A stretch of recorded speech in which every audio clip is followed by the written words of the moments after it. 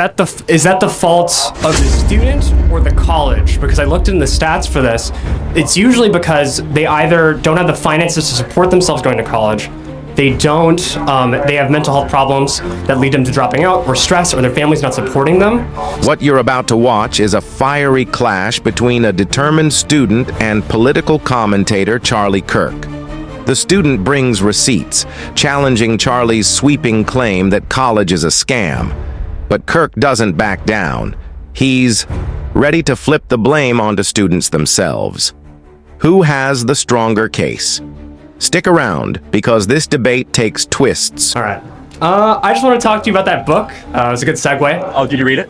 No. Okay. But I want your thoughts, just face to face. Why do you think college is a scam? Okay. So, half of this audience, if you get a job, will get a job that doesn't require a college degree.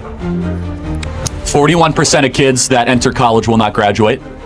And the vast majority of kids, 60 to 70% that go to college, I believe study things that are completely worthless, meaningless, and don't enrich society at all.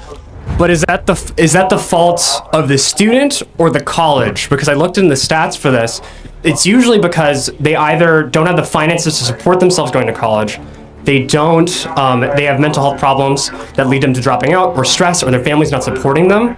So is that the fault of college that they pick bad degrees? Is that the fault of the college that they can't support themselves, right? It's like getting a gym membership and then saying, well, I don't want to actually go work out. It's the fault of the gym.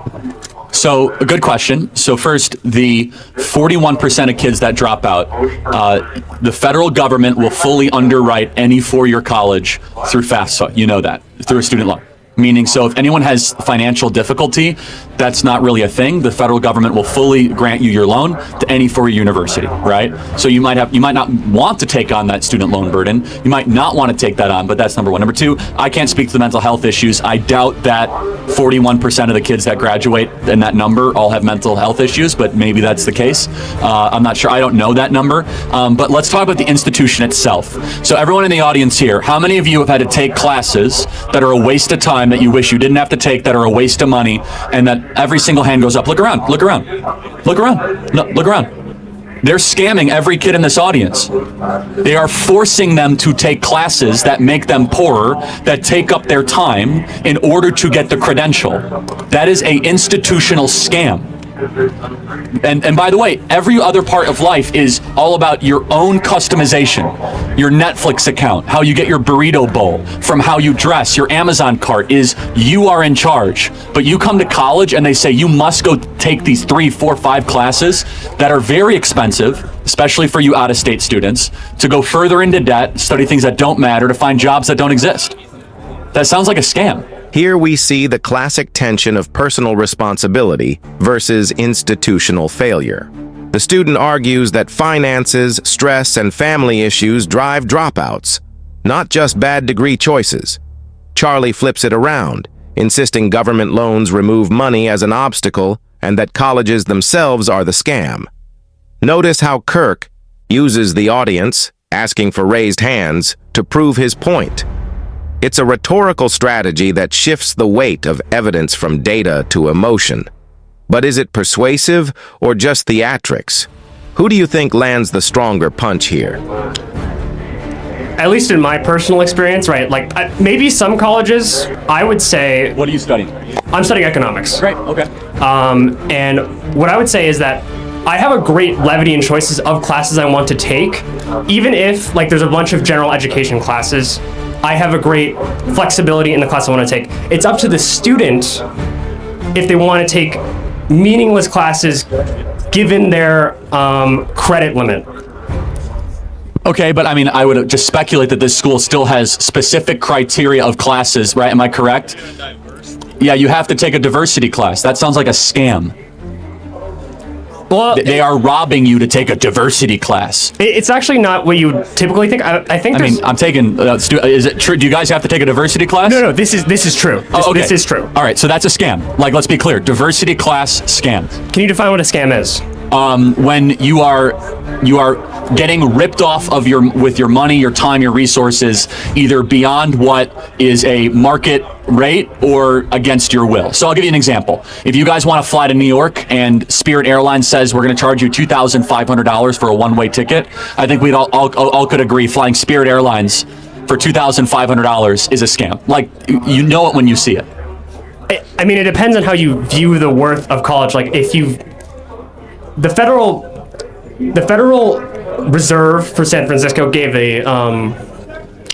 released a newsletter discussing the actual finances behind, is college actually worth it? And they found that by age 40, you recoup the average student recoups all their costs. If they graduate. If they graduate, and even accounting for that, other economists also state. No, so that's an important study. If you take out the top 10%, that's not the case. So top 10% of what? Top 10% of graduates and income earners. So the top 10% end up flourishing with a college degree. The other 90% do not. Do you know that there are 11 million job openings in this country that pay $75,000 a year, that require 6 weeks of training, that require muscular labor or using your hands? 11 million job openings. Now, a lot of you guys are in college because you've been pushed into college saying that you must get the piece of paper, when there are good paying jobs, 11 million of them, but either your society, your parents, or your own choices are, no, I want to go to college, I want to go after that piece of paper. My contention is that there are way better options out there for a lot of students. Not every student, but a lot of other students. This exchange escalates fast. The student stresses freedom of choice, while Kirk hammers the idea that colleges incentivize bad choices and push meaningless diversity requirements. The real drama? Both acknowledge students feel pressure, yet they diverge sharply on who's responsible. Charlie leans into sweeping declarations, "That's a scam," while the student quietly pushes nuance.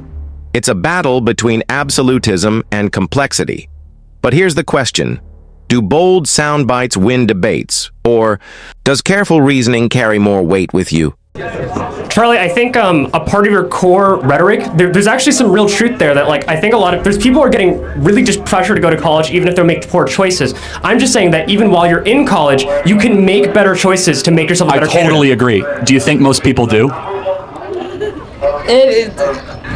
I know some that are making great choices. Okay. I know some that are making terrible choices. So let's think about this. Why do you think, let's just say most make terrible choices? Would you say that's the case? I'll give you 40 to 60. Why do you think that is? Maybe because the institution incentivizes bad choices. It's easy to coast and still graduate. It's easy just to check the boxes, right? It's not an institution designed around excellence. It's around, let's get you through the mill as quickly as possible, get the piece of paper, pay your bill. Thank you very much.